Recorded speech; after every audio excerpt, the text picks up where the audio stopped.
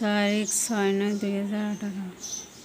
এই জন্য আমার আশেপাশে ঢাকার মধ্যে আমি একটি ভালো ছেলে খুঁজছি। শিবলি চৌধুরী মুখে কিছুই বলল না, শুধুই আইরিনের পিতার সব কথা মনোযোগ সহকারে শুনছে। আইরিনের পিতা কয়েক মুহূর্ত থেকে পুনরায় বলল, আইরিনের বিষয়ে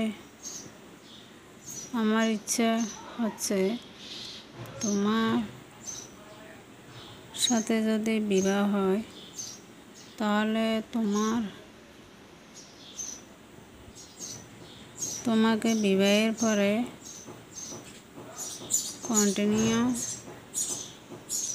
তোমাকে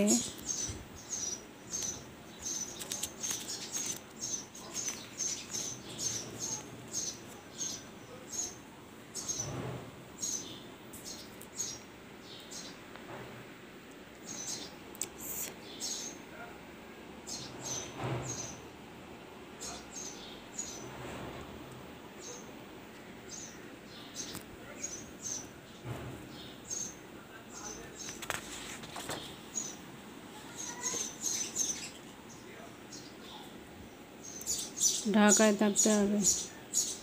গ্রামের বাড়িতে